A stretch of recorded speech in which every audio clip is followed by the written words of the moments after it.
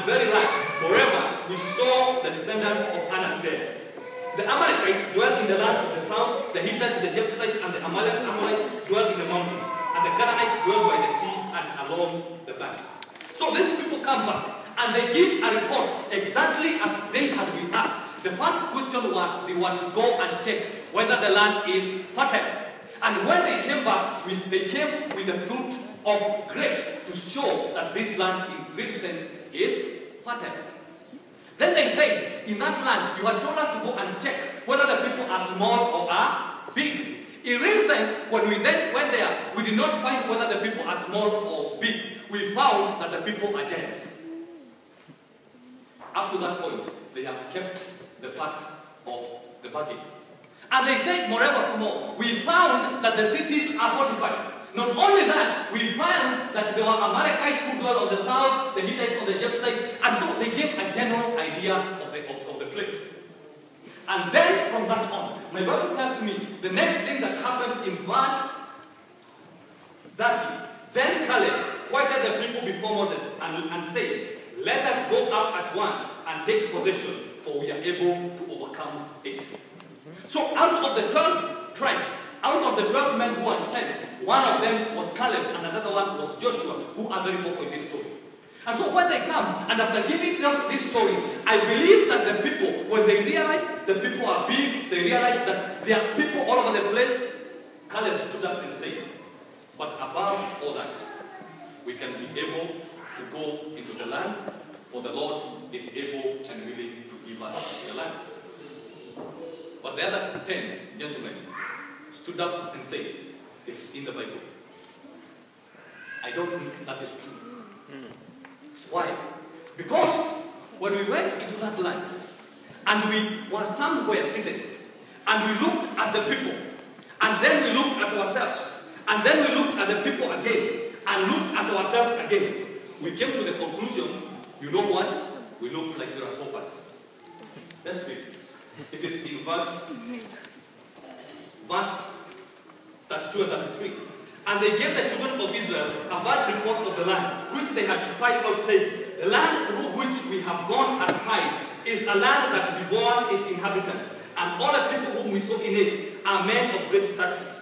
There we saw the giants, the descendants of Anak came from the giants, and we were like grasshoppers in our own sight, and so we were in their sight. I want you to get the English here. They come and say, you know what? When we went into that land and we saw that that land is a land that devours those people who inhabit it. Alright? The word devour here means that is the land that eats people who dwell on it. So the big question I should ask to that point, I was like, wait a minute. You say the land eats those people who live in it. Alright? So if the land eats people who dwell in it, by now there should be no people in it, because the land eats them. I don't know whether you're getting the idea here. They come and exaggerate. You know how we are very good at it. We know how to exaggerate some things. Especially when we don't like something, we use some harsh words. And then they say, when we look at ourselves, and we look at these people, the first thing that came to our minds, we saw as if we were grasshoppers. And even them, they saw us as grasshoppers. The question you ask yourself, where was this conversation going? Where was it that, hey, Canaanites, how do you see us? And how do you see us? Do you see? Because when we are looking at ourselves and we looked at you, we look like grasshoppers. What do you think? Oh, they would say, oh yeah, you look like grasshoppers also. It is called a self-defeating attitude. How many times, let me now engage you. How many times have you gotten to a situation? How many times do you get in your hard position? And yet, when you look at yourself, and you look at the situation, and then you look at yourself again, you realize, you know what? I'm just like a grasshopper. And you know what? Every time you do that, even the situation also believes that this is a grasshopper. I don't know how many of you know what a grasshopper is. A grasshopper, it is not a locust. I want you to notice, there is difference between a locust and a grasshopper. Those who know, a locust is a huge thing. And I don't know whether you used to eat it wherever you came from. These huge things, you just take that, you see the hand that would sting you, so you cut it out, and it has got a drumstick. You know that? A locust has got a drumstick. Yeah? You take the drumstick, put it in the mouth. We used to do that. There were huge things. But a locust, those of you who have been fishing back in Kenya, we did not have baits. So what we used to do in my place, you go to the grass after you put your leg up, you see small things jumping. So you try to jump on them. They are so small to the point that even your eyes sometimes don't see locusts, grasshoppers. But the children of Israel, when they go to this land, these 10 men come back and say, you know what? When we looked at ourselves and we looked at them, we saw as if we were grasshoppers.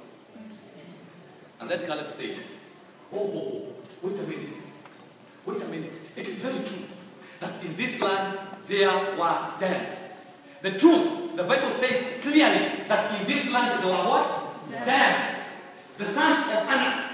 And when I was trying to figure out who the sons of Anak were, how many of us in here are 12 feet tall? 12. Nobody is 12. Not even 7. We don't have, Ezra is not 7 yet. 7 is the door, right?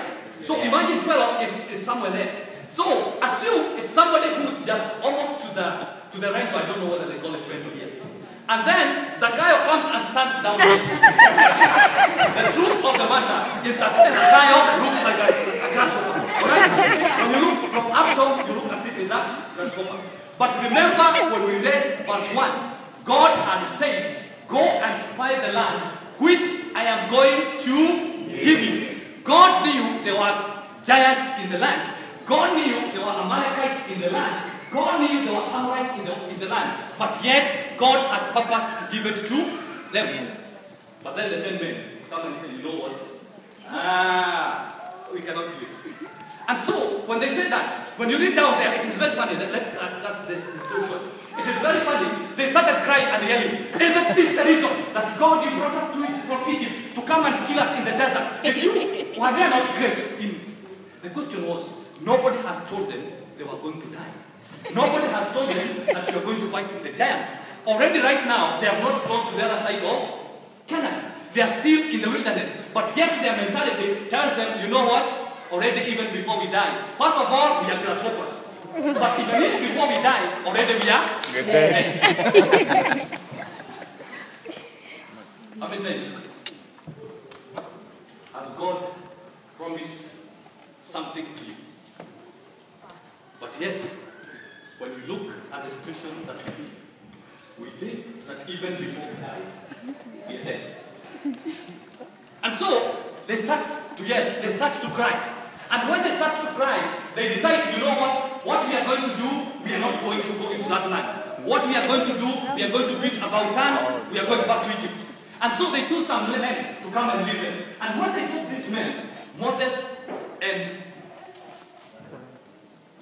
not Caleb, Moses and his brother Aaron start to plead with them. Ask them, for sure the Lord had promised.